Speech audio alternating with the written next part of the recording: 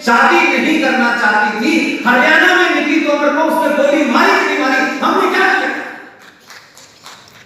क्या प्रतिक्रिया है हमारी सरकार है ये केस हो गए। कहीं अंकिता हो रही है, कहीं रूपेश पांडे हो रहा है, कहीं अंकित शर्मा हो रहा है। हम कर क्या करेंगे? खबरें पढ़ते हैं और फेसबुक के माध्यम से, क्योंकि सबको लगता है कि मैं क्यों जाऊं, मुझे तो अपने बेटे को बेटी को पढ़ाना है और उसे आईएएस पीसीएस बनाना है और फिर उस व्यवस्था में से अपने बच्चे को लूट कर सामान सिखाना है। हम सब अपनी मार्कशीट को अच्छा बना करके अच्छे पद पर बैठना चाहते हैं, विदेशों में चले जाना चाहते हैं, लेकिन भारत भूखंड की रक्षा के लिए कुछ बेरोजगार टाइप के लोग बनेंगे तो कोई फर्क नहीं पड़ता है। यह हमारी मानसिकता है। हम भारत में रहते हुए भी अपने घर की रक्षा करने में असमर्थ हैं, इसके रास्ते ढूंढते हैं, किसी तरीके से कहीं कोई नया रास्ता मिल जाए, हम इधर निकल जाए उधर निकल जाए। कम से कम पिछले 50 सालों का इतिहास ही बताता है, आप कहीं भी भाग जाइए, कायरों के लिए दुनिया छोटी पड़ जाती है। और जब आप पलट के बात करते हैं और आपको चुनाव करना होता है कि कबूतर उड़ाने वाला चुनना है या चीता उड़ाने वाला चुनना है, तो दुनिया को लगता है कि थोड़ा थोड़ा बदलाव आ गया है। अपने हीरो को चुनने से पहले, ओह इसने तो एक मर्डर किया था, इसके साथ नहीं खड़े हो सकते, हम अपना है कभी नहीं खड़े हो सकते, क्योंकि कहीं हमारी समाज में छवि खराब न हो जाए। ये बीमारी है। और हम किससे लड़ रहे हैं? हम उससे लड़ रहे हैं जो मुंबई में बम धमाकों का मास्टरमाइंड होता है। जब उसे फांसी होती है तो उसके जनाजे में 5 लाख लोग होते हैं। न उनको अपने साथी पंडित जी का ध्यान आता है, न सिन्हा साहब का ध्यान आता है कि हम उनके सामने क्या जवाब देंगे कि आतंकी के जनाजे में हम गए। लेकिन हम तो दरवाजा बंद कर लेते हैं, हमारे बीच में से कोई बहादुर अगर किसी जिहादी की हत्या कर देता है, हम नहीं चाहते। आप जिन चुनौतियों से लड़ रहे हैं वो आपको पता तो है, ऐसा नहीं। और ऐसा तो मैं नहीं मानता कि आपको बोध नहीं हो रहा है, लेकिन एक बहुत बड़ा सेक्शन है जो आजकल आपको जगह जगह चौराहे चौराहे गली गली मैंने सुना है, बड़े सारे प्रकरण चल रहे हैं कि कैसे इस जागते हिंदू को मूर्ख बनाओ कि आप जागते कि उनकी दुकान बंद हो जाएगी। हमें पता है, हम इस भाईचारे को 700 साल से झेल रहे हैं। और जब हमें ये बोध हो गया कि भाई कौन है, चारा कौन है, तब फिर लोग चलती है घर से निकलते नहीं गले लेना नहीं, तुम्हारे भाई को वो कह रहे हैं नहीं हो, नहीं उसके गले में घुसे जा रहे हैं। इससे आप अपनी वर्तमान में जो आपकी शक्ति दुनिया को दिखाई दे रही है उसको गिरवी रख रहे हैं। यही समय है जब ये जागरण इतना कर दिया जाए कि सत्ता पे कौन बैठेगा, उसकी जाति क्या है, वो किस क्षेत्र से आया है, ये मापदंड नहीं होंगे, बल्कि मापदंड होंगे कि इस वर्तमान भारत राष्ट्र को इस्लामिक जिहाद से बचाने वाला अगर किसी आदमी ने 2002 में अपना रोल प्ले किया है तो हमारा हीरो वही होना चाहिए।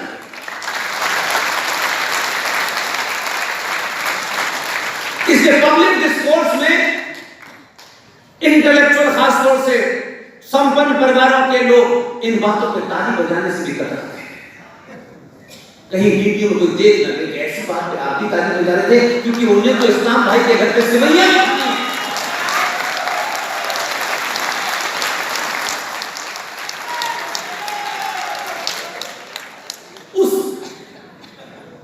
शत्रु बोध का आपको अंदाजा नहीं है। और आप तो पहले ऐसे लोग हैं कि आप तो हर काम को शत्रु से अनुमोदित करते हैं। अच्छा, वो कह रहे हैं इसलिए ठीक है, थोड़ा सा वो तो डॉट बराबर बदलाव आया है और दुनिया कह रही है कि हिंदू इंटॉलरेंट हो गया है। अगर राष्ट्र बचाने के लिए हिंदुओं को चौराहे चौराहे गली गली को ये कहता है कि इंटॉलरेंट हो गए हैं, तो जोर से कहिए हाँ इंटॉलरेंट हैं। तुम्हारी बकवास, तुम्हारे घटिया विचार, तुम्हारी पूजा पद्धति हमको एक्सेप्ट नहीं है। पूरा इतिहास बताता है कि आज तक हमने किसी की गर्दन पे तलवार रख के उससे ये नहीं कहा कि तुम हमारा मत मान लो, हमने नहीं कहा। लिहाजा जो लोग आपके सामने खड़े हैं वो है कौन? ये वाला अच्छा है, ये वाला मॉडरेट है, ये थोड़ा सा कट्टर है। ये परिभाषाएं हमने अपनी कायरता को छुपाने के लिए गढ़ी। जो कुरान मजीद को मानता है वो उसामा बिन लादेन ही बनता है। इससे ये वाला वो वाला कुछ नहीं होता। कोई एक शहनाई बजाने लगे और शहनाई बजाने से पहले वो मंदिर जाने लगे, लेकिन वो फिर 20 करोड़ मुसलमानों की गाली देंगे। इसलिए आज की समस्याओं का समाधान आपको करना है, कोई बाहर से आएगा नहीं। उत्तर प्रदेश वाले खासतौर से और बनारस के लोगों को इसके लिए मुबारकबाद देता हूं कि आप बाबा विश्व की इस नगरी में आसानी से किसी को अपनाते नहीं है, क्योंकि यहां के जीवन की शैली कुछ और है। यहां अच्छे अच्छे की नहीं सुनते लोग, अच्छे अच्छों को पानी पिला देते हैं। और अगर आप दो दो बार सुन रहे हैं तो मान लीजिए कि फिर काशी बदल रहा है और काशी बदलेगा। तो जो सुशील भाई कह रहे थे, इसका असर फिर काबे में भी नजर आएगा।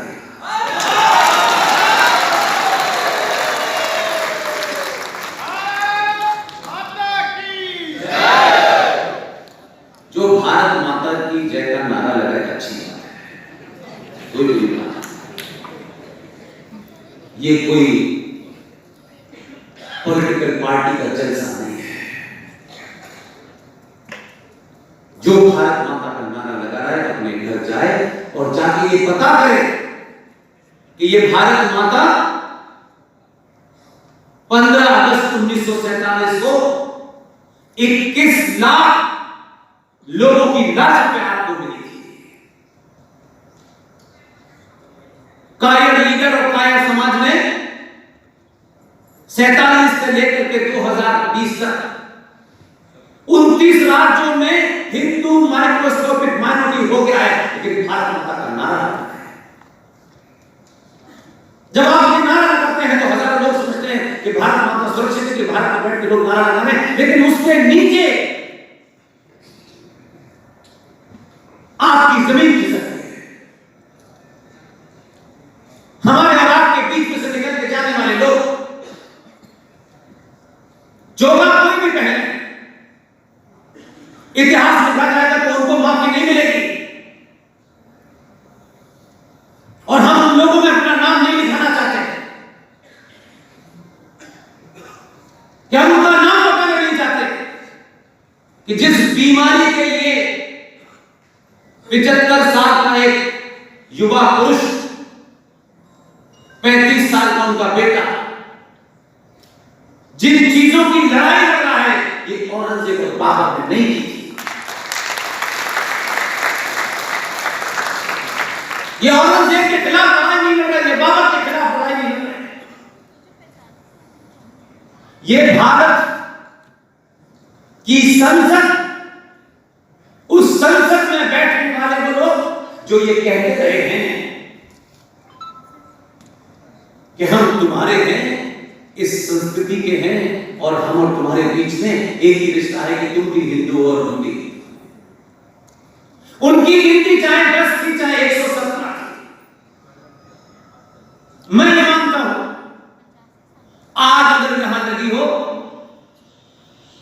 तो चौराहे चौराहे चिल्लाएंगे और बनारस में लोग 5-5 घंटे बैठ के सुनेंगे। इसके कसूरवार पावर और औरंगजेब नहीं है, उनको जो करना था है वो दुनिया में नहीं किया। कोई नई बात नहीं, उसके इतिहास में जाकर के अब कोई फायदा नहीं। इतिहास में जाएंगे 1991 में भारत की संसद में किस पार्टी के कितने एमपी थे, आज गूगल सर्च कर लीजिएगा। उन लोगों की क्या भूमिका थी जब प्लेसेस ऑफ वर्शिप एक्ट बंद करके पास हो रहा था? क्या 91 के बाद वो एमपी आपके बीच में वोट मांगने नहीं आया, एमएलए वोट मांगने नहीं आया? वो समाज के तमाम सारे ठेकेदार जो सुबह से शाम तक हर चीज का अपना प्रवचन देते हैं, उन्होंने आपको बताया कि हमने जिनको भेजा था हिंदू की पार्टी से निकल करके ये भारतीय जनता पार्टी के लोग जाएंगे, उनसे पूछा कि जब ये कानून बन रहा था तो आपके मुंह पे ताला लगा हुआ था, आप उस कानून को बनने से नहीं रोक सकते थे, समझ में आता है? लेकिन बनारस में क्या किसी चौराहे पे या उस पप्पू की दुकान बंद हो गई थी, वहां पे आकर बोल सकते थे, अपने लोगों को बता सकते थे कि ये जगह में अपराध हुआ, मैं रोक नहीं पाया, लेकिन इस घुटन से मैं मरना नहीं चाहता हूं, ऐसे ऐसे कानून बने। हम कुछ कर नहीं, हमने तो आज तक सरकार से न कुछ कहा, न सरकार से कोई मांग की, न ये कहा कि सरकार ये करे न करे। हम जानते हैं सरकार कैसे चलती है, हम उस सरकार है। तो ये सवाल भी पूछा जाना चाहिए, ये 91 में प्लेसेस ऑफ वर्शिप एक्ट बन गया, हम खामोश बैठे रहे, बन गया रख गया। अब याद आया सत्ताओं की अपनी मजबूरी हो सकती है, मैं उसमें भी नहीं जाना चाहता, लेकिन विपक्ष में बैठकर अगर विवाद थी तो लोगों को बताते रहते। बनारस की गली गली में 50-30 साल पहले ये सवाल तो खड़ा होता कि यार ऐसा नहीं हो, हमने तुमको भेजा था कि तुम हमें बताओगे, लेकिन तुमने अपने स्वार्थों के कारण अपने ही समाज को नहीं बताया, और एक आध जगह में अपराध हुआ तो वन मान ली। 1993 क्या हुआ? नेशनल कमीशन फॉर माइनॉरिटी बना इस देश में। हमने आगे जाके पूछा जब ये माइनॉरिटी कमीशन जो बना है इसका बेसिस क्या है? What are the basis to describe X और Y as a minority? सरकार की आईटी ने जवाब दिया कि इसका कोई बेसिस नहीं है, और माइनॉरिटी कमीशन का करोड़ों का बजट है, और उसमें 35,000 पारसी, 1.5% सिख, 3% ईसाई और वगैरह वगैरह करके 17% मुसलमान माइनॉरिटी है। The second largest majority of this country is getting benefit of National Commission for Minority, क्योंकि वो माइनॉरिटी है, और हम इतने पॉलिटिस्टिक हैं कि माइनॉरिटी का मतलब 1.5%, 1% नहीं था, 17% थे, क्योंकि एजेंडा उनके लिए था, बाकियों के लिए